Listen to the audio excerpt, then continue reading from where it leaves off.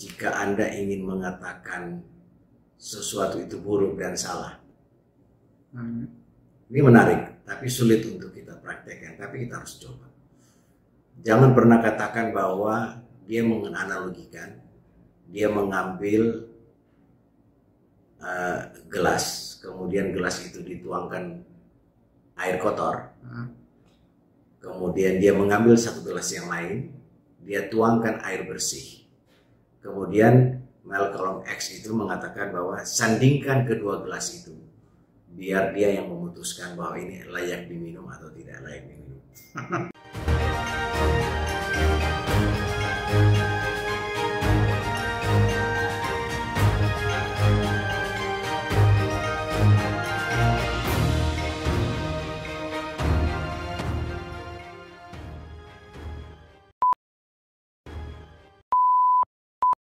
Oke, selamat sore Pak Agung. Ya, selamat sore. Assalamualaikum. Waalaikumsalam. Apa kabar? Alhamdulillah baik ya. Sehat ya Pak. Putih juga sehat ya. Sehat. Alhamdulillah. Harus sehat. Iya, insya Allah. Nah, oke teman-teman, saat ini saya bersama Pak Agung Musin atau sering dipanggil Bang Amos, ya. Bang Amos. Politisi senior yang sudah malang melintang di beberapa partai besar lah ya. Kemudian beliau adalah pendiri sekaligus ketua umum Satu Jari Indonesia. Nah, Pak Agung, sebetulnya apa sih Satu Jari Indonesia itu? Satu Jari Indonesia ini adalah sebuah gagasan yang lahir sebagai koreksi total terhadap ada beberapa catatan penting dengan adanya liberalisasi politik. Dapat kita temukan di mana-mana bahwa liberalisasi politik ini menempatkan politik itu sudah menjadi industri. Pemilih sudah dijadikan pasar. Dengan konsep atau dengan kondisi seperti ini, maka perpolitikan itu tidak lagi menjadi ladang pengabdian, tetapi sudah menjadi profit center. Dan ini saya kira perlu kita koreksi. Nah, Satu Jari membawa sebuah konsep yang begitu sederhana bahwa sesungguhnya bahwa yang ada kita lihat hari ini, teman-teman anggota DPR itu adalah wakil partai yang ditempatkan di DPR. Artinya atau lebih ekstrim lagi, anggota DPR saat ini adalah mereka-mereka yang atau partai politik memanfaatkan suara rakyat, kemudian mereka menempatkan wakil partai. Konsep Satu Jari adalah memanfaatkan partai politik untuk memilih mengantarkan wakil rakyat. Jadi yang kita usung adalah betul-betul hasil kesepakatan rakyat, mana orang yang terbaik untuk menjadi wakil mereka di DPR. Tentunya yang bisa menjadi yang berhak mencalonkan anggota DPR itu kan partai politik. Nah, partai-partai politik yang sepaham dengan kita akan bangun sebuah komunikasi dan kesepakatan-kesepakatan yang mengikat kita berdua. Kalau dikerucutkan gitu, positioning Satu Jari itu seperti apa? Misalnya, apakah itu dalam bentuk LSM, ataukah itu konsultan politik, atau berbeda dari keduanya? Kita ini kan sebenarnya organisasi massa atau ormas yang membawa sebuah gerakan politik. Jadi ormasnya jelas membawa gerakan politik dengan konsep yang saya sampaikan barusan. Konsep kita ini tentunya menjadi sebuah hal yang utopis jika tidak didukung oleh sistem atau teknologi informasi yang kuat, sehingga yang menjadi kekuatan kita selain pada konsep narasi, yang kedua juga adalah sistem atau supporting dari teknologi informasi kita.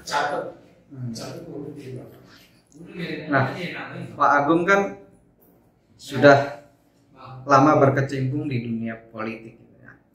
Dari PAN, sudah di DPP, Kemudian juga yang terakhir sebelum mendirikan Satu Jari Indonesia, wakil ketua umum Partai Umat.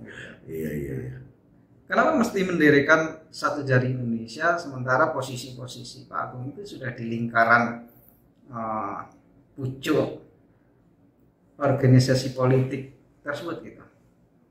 Ya, saya kira memang setiap orang itu kan punya pengalaman dan perjalanannya masing-masing, dan tentunya hal ini tidak terlepas dari sikap ataupun nilai yang kita yakini untuk di dalam sebuah komunitas itu. Nah, saya masih memegang sebuah nilai, dan nilai itu saya pikir ini yang menjadi hal yang penting buat kita ketika kita berinteraksi di dalam sebuah komunitas, dan nilai-nilai itu menurut saya sudah tidak selaras, maka saya memilih untuk lebih baik pergi dan meninggalkan itu, termasuk Partai Umat Islam. Tidak sayang dengan partai-partai besar.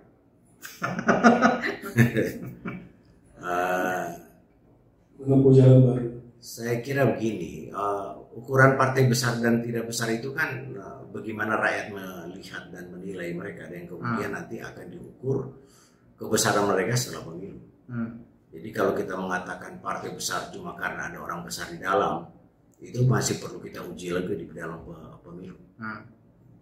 Jangan-jangan Satu Jari lebih besar gitu. Saya tidak berani mengatakan Satu Jari lebih besar, tetapi konsep Satu Jari adalah beyond of party. Beyond of party. Konsepnya begitu, sehingga mungkin kita bisa lihat ada beberapa pimpinan-pimpinan partai politik sudah berkunjung ke markas besar Satu Jari ini untuk membangun kesepakatan atau mendengarkan langsung apa yang menjadi konsep besar Satu Jari, dan mungkin di balik itu akan terjadi kesepakatan bagaimana memperbaiki sistem perpolitikan kita untuk mengantarkan wakil-wakil rakyat, bukan wakil-wakil partai, wakil-wakil rakyat yang memanfaatkan suara partai politik. Apa yang partai-partai politik itu dapatkan ketika bekerja sama dengan Satu Jari? Ini kan gini, soal apa yang mereka dapatkan, kan partai politik itu punya kepentingan yang sama. Bagaimana mereka mendapat suara, bagaimana mereka mendapatkan kursi. Yang menjadi yang menjadi problematika besar buat mereka adalah mereka mendapatkan kursi itu, menurut saya itu tidak efisien, sehingga Bapak bisa lihat bagaimana partai-partai politik itu menggelontorkan uang begitu banyak, tetapi belum tentu mereka mendapatkan suara yang signifikan. Satu Jari itu mencoba untuk melakukan langkah-langkah yang terukur, yang bisa diukur. Jadi ya kasarnya begini ya, berapa yang di dalam perjuangan politik itu membutuhkan dana, tetapi bagaimana mengefektifkan dana secara maksimal, itu Satu Jari punya konsep yang cukup cerdas. Artinya dana yang dikeluarkan pun kalaupun harus mengeluarkan dana itu terukur, jelas kemana. Iya. Dan itu tidak terjadi selama ini. Iya. Termasuk juga dengan pengalaman semua partai, saya kira ini mengalami, atau seluruh kandidat mengalami bagaimana mereka itu pada saat pemilihan umum atau pada saat pilkada itu banyak sekali dana yang bocor atau kebocoran dana itu di lapangan karena mereka tidak punya alat untuk melakukan kontrol, monitoring terhadap pergerakan kerja-kerja politik di lapangan. Satu Jari menyiapkan itu. Oke, kalau partai politik atau bakal calon legislatif yang tertarik dengan Satu Jari langsung hubungi markas Satu Jari Indonesia gitu ya. Langsung hubungi Pak Pujo. Oke, mungkin kilas balik ke sejarahnya Pak Agung nih. Bagaimana sih ceritanya bisa masuk ke dunia politik dulu gitu? Kan orang tahunya Pak Agung di partai ini, kemudian Satu Jari. Nah, orang nggak tahu nih sejarahnya Pak Agung masuk gitu ke dunia politik. Jadi sejak dulu itu saya memang sudah terlibat di dalam aktivitas kemahasiswaan ya, kemahasiswaan. Tetapi kalau kita mau tarik ke belakang lagi, ya memang saya ini dari lingkungan keluarga, dari eyang buyut saya juga sudah terlibat di pergerakan politik, termasuk salah satu presiden Serikat Islam pada zaman itu di sebuah provinsi, di sebuah kota kecil lah, sehingga waktu itu di kota itu juga ada Ki Hajar Cokro Aminoto. Cokro Aminoto itu 2 kali berkunjung ke kediaman eyang buyut saya. Jadi memang kita dari lingkungan yang sudah terlibat dalam pergerakan. Jadi saya kira dunia ini adalah memang dunia yang kalau kita bilang ada titisannya, ada titisan itulah kira-kira. Nah ini menarik sekali, sudah berpolitik dari garis keturunan gitu ya, eyang buyut gitu.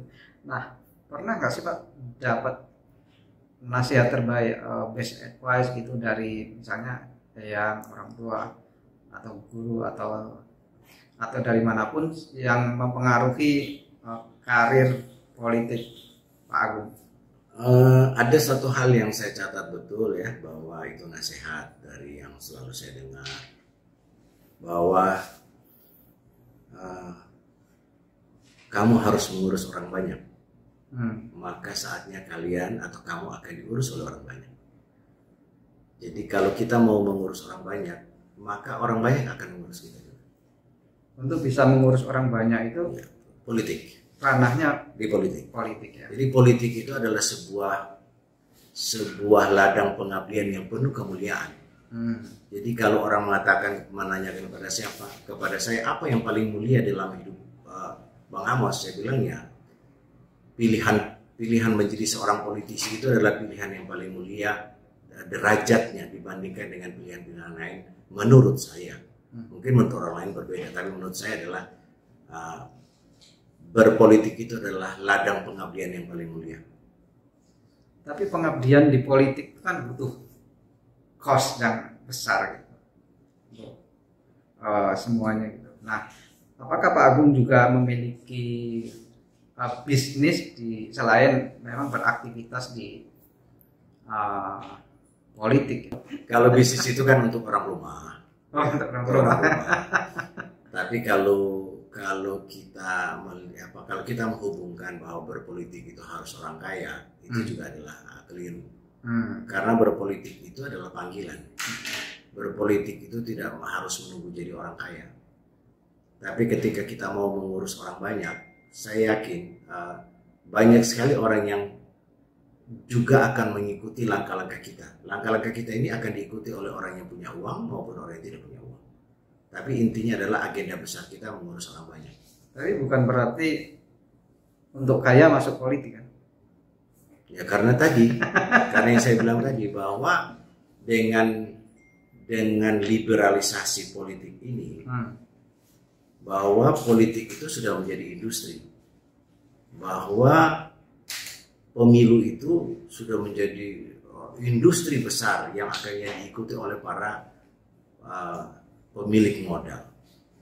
Di mana partai politik yang saya sebutkan di depan tadi, bahwa itu kalau Anda ingin menjadi seorang pemenang harus punya uang. Tapi saya membantah. Untuk menjadi seorang pemenang itu bukan uang, Anda harus punya jaringan. Sehingga kalaupun misalnya orang punya uang kemudian tidak terpilih, artinya dia gagal membangun jaringan. Tapi ada juga teman-teman saya yang misalnya tidak punya uang dan terpilih, artinya dia sukses membangun jaringan. Menang dan tidaknya seseorang itu adalah kemampuan dia mengkonsolidasikan seluruh jaringan yang ada di dalam wilayah pemilihannya. Nah itu menjadi keahlian dari satu jari gitu ya.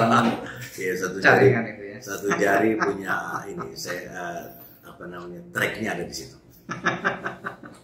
Jadi satu jari ini kalau ada yang mengatakan atau mengklaim, Bang Amos kami punya jaringan begini, kami punya jaringan begini, ya saya bisa membuktikan apakah pernyataan dia benar atau tidak. Nah, selama berkarir di dunia politik gitu. Pernah nggak Pak mengalami atau menghadapi pilihan sulit gitu, harus memilih A ada konsekuensinya dan memilih B ada konsekuensinya, tapi harus memilih dari kedua pilihan itu gitu. Saya tidak pernah mengalami itu karena saya menganggap pilihan apapun pasti ada konsekuensinya. Ini tinggal tergantung pada pilihan-pilihan itu sesuai dengan nilai yang kita yakini atau tidak. Jadi kalau kita memilih sesuai dengan nilai kita, tidak ada problem. Biasa-biasa aja. Kayak misalnya saya meninggalkan Partai Umat, ya biasa aja buat saya karena yang saya gunakan untuk mengambil keputusan itu kan nilai. Nah, sebetulnya apa sih obsesi hidup seorang Agung Musin? Mengurus orang banyak. Mengurus orang banyak itu obsesi. Iya, mengurus orang banyak. Nah, terakhir nih Pak Agung nih, jadi dalam berkarir ini sudah merasa di posisi puncak itu ketika di mana atau malah justru belum? Saya gini ya, puncak ataupun itu kan proses sebenarnya. Jadi kalau kita mengatakan merasakan diri kita berada di puncak, maka di sana akan timbul berbagai macam konsekuensi yang akan mempengaruhi sikap kita. Sehingga saya menganggap bahwa saya tidak pernah mencapai puncak. Yang saya rasakan itu menikmati proses. Jadi ketika orang bilang, oh ini begini, enggak, saya menikmati itu adalah sebuah bagian dari proses. Nah, sebagai politisi senior nih Pak, Pak bisa kasih best advice gitu, nasihat terbaik kepada generasi muda ini supaya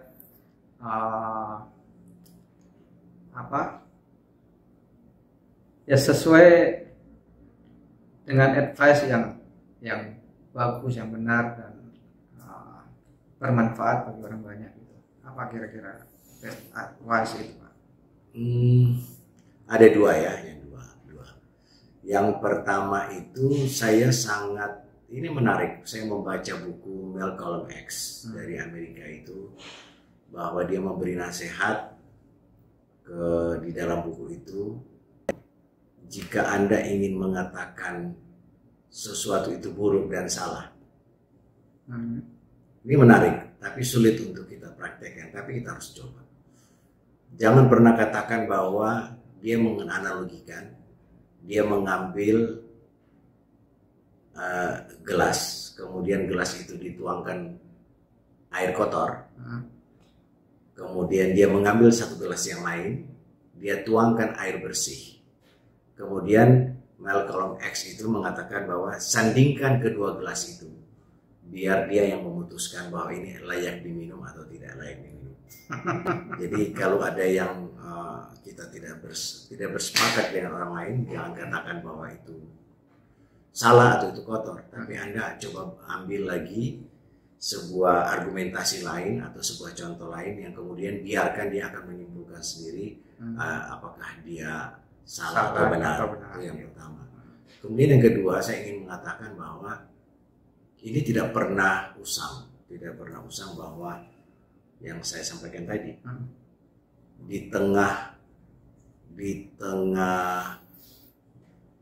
arus perubahan perilaku masyarakat kita yang lebih individual itu disebabkan oleh revolusi teknologi informasi. Saya hanya ingin mengingatkan bahwa apapun yang kita gunakan tetap harus berpijak pada yang saya sampaikan tadi, urus orang lain. Kalaupun teknologi ada di tangan kita, kita gunakan untuk mengurus orang lain. Kalaupun apa saja yang ada di tangan kita, kita manfaatkan untuk mengurus orang banyak. Bukan orang lain, orang banyak. Insya Allah apa yang kita punya, orang banyak, apa yang kita berikan akan dibalas dengan kebaikan orang banyak.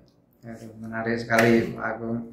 Oke, terima kasih Pak Agung atas advice dan cerita pengalamannya yang ya panjang sih enggak, tapi cukup bisa dipahami bahwa perjalanan Pak Agung itu begini dan sekarang di satu jari itu apa, sehingga partai politik dan bakal calon anggota legislatif juga bisa bekerja sama dengan satu jari Indonesia. Oke teman-teman, bukan bekerja sama, membantu mereka ya, membantu mereka agar mereka efektif dan efisien di dalam kerja-kerja politik. Oke, mantap. Oke, terima kasih teman-teman. Jadi jangan lupa tonton terus The Best Advice YouTube channel yang banyak menginspirasi dari tokoh-tokoh bisnis, tokoh-tokoh sosial, tokoh-tokoh politik, dan dari latar belakang manapun. Tentu saja setiap orang memiliki advice atau nasihat yang juga bermanfaat bagi orang lain. Tonton terus, jangan lupa like, komen, dan share serta subscribe. Oke, terima kasih. Masih Pak Agung.